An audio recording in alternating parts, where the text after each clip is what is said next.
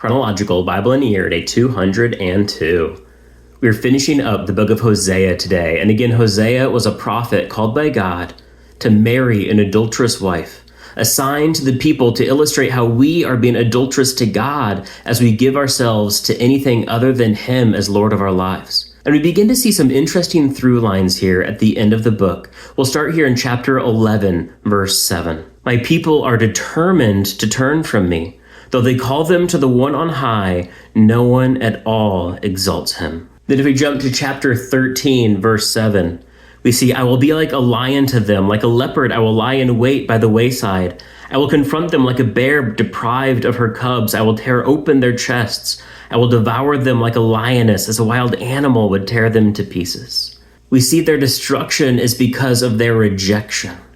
They have walked away from God, and God's been withholding his punishment, and eventually the wrath is too great. He has to let it loose. He can only hold back for so long until justice must be dealt. But behind this wrath, we can see God's love and mercy. If we jump back to chapter 11, as they were walking away from him, we can see God saying that as they were sacrificing to the Baals and burning incense to idols, he said, it is I who taught Ephraim to walk, I who took him in my arms. But they did not know that I healed them.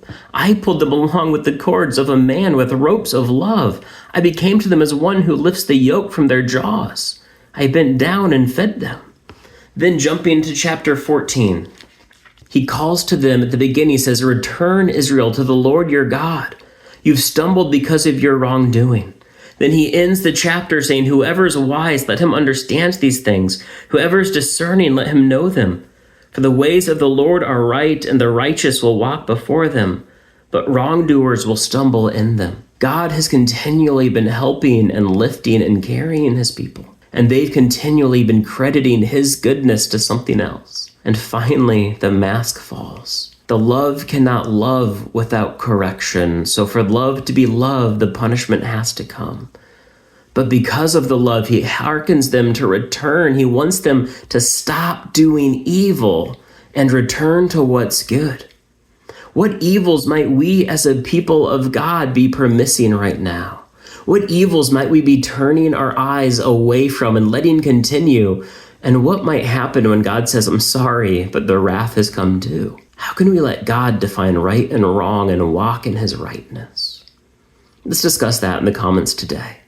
We're going to be jumping back to Isaiah tomorrow. I'm looking forward to it, but until then, God bless.